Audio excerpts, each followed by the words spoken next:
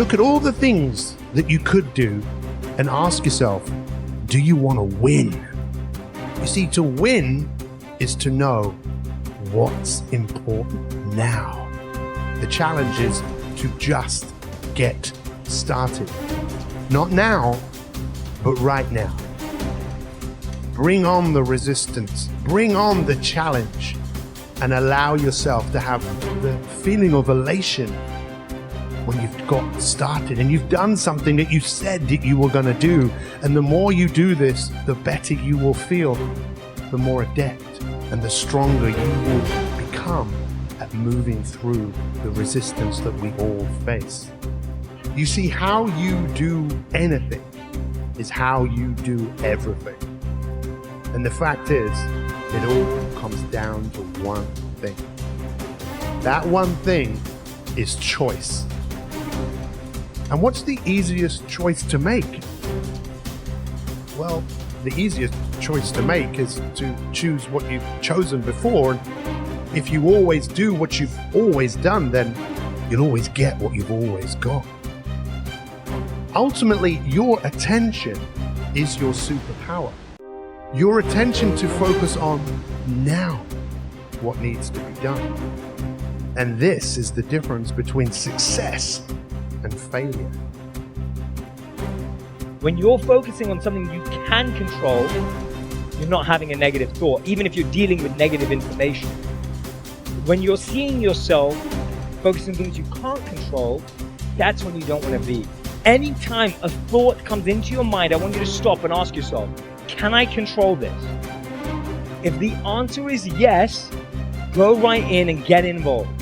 If the answer is no, gather the information and then switch over to focusing on what you can control. I always focus on not how I feel before something, but how I feel after. The things that are good for you will feel bad before and good after.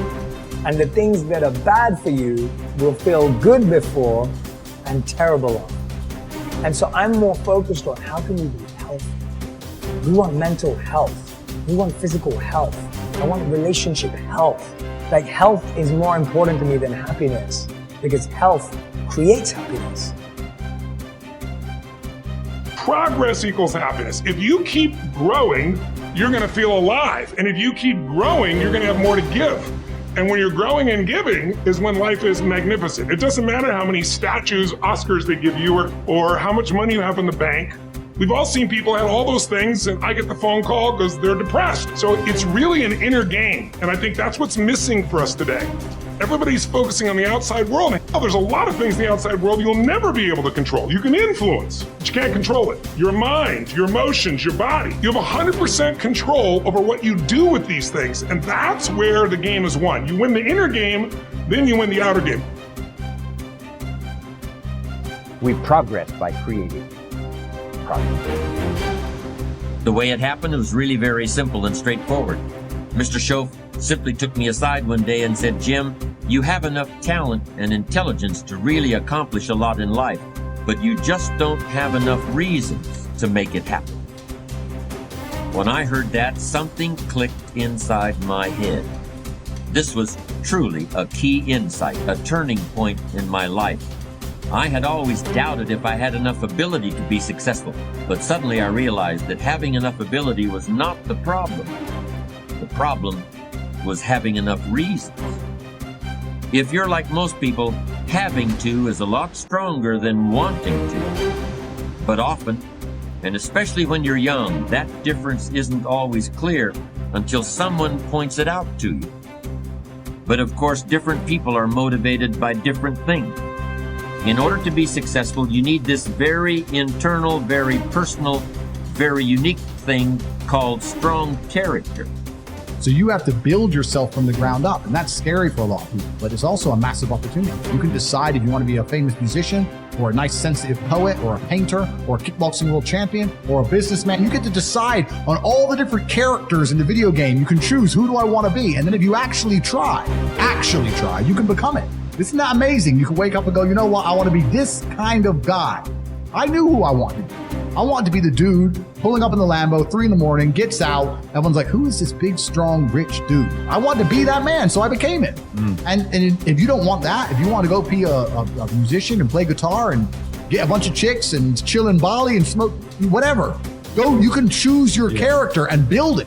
So nothing different than being in a dressing room or a bathroom when there's 2 mirrors like this, and you look down and there's an infinite number of yous that go that way. There's some synchronicity, there's some change, there's some uniqueness, and every time we do the work, we keep moving into another dimension. So then, all possibilities exist in the eternal present moment, and they exist as thought, because the quantum is the realm of thought. So it's not like you create anything there. You just become aware of what already exists. You put your attention on it, and you begin to experience it in that realm, whatever you experience in that realm beyond space and time. And you can begin to emotionally embrace. That must manifest in three-dimensional reality. In this space and time, it's the law. Now, getting people to do that, getting better at it, you're starting to see that people can begin to create from the field instead of from matter. So yeah, possibilities for health exist. Possibilities for wealth exist. Nothing is so embarrassing as watching someone do something that you said could not be done. People who embrace possibility thinking are capable of accomplishing tasks that seem impossible because they believe in solutions. When you believe you can do something difficult and you succeed, many doors open for you.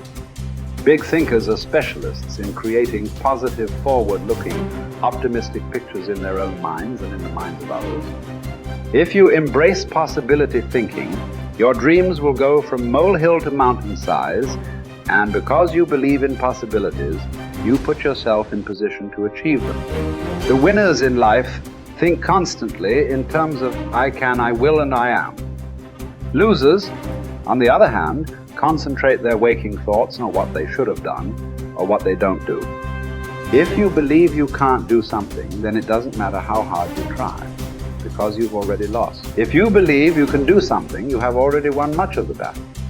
The first step in becoming a possibility thinker is to stop yourself from searching for and dwelling on what's wrong with any given situation. Sports psychologist Bob Rotella recounts, I tell people, if you don't want to get into positive thinking, that's okay. Just eliminate all the negative thoughts from your mind, and whatever's left will be fine. If possibility thinking is new to you, you're going to have to give yourself a lot of coaching to eliminate some of the negative self-talk you may hear in your head. When you automatically start listing all the things that can go wrong or all the reasons something can't be done, stop yourself and say, don't go there. Then ask what's right about this. That will help to get you started.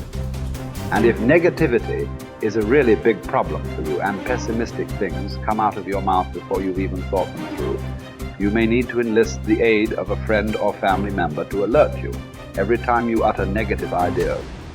One of the best ways to cultivate a possibility mindset is to prompt yourself to dream one size bigger than you normally do.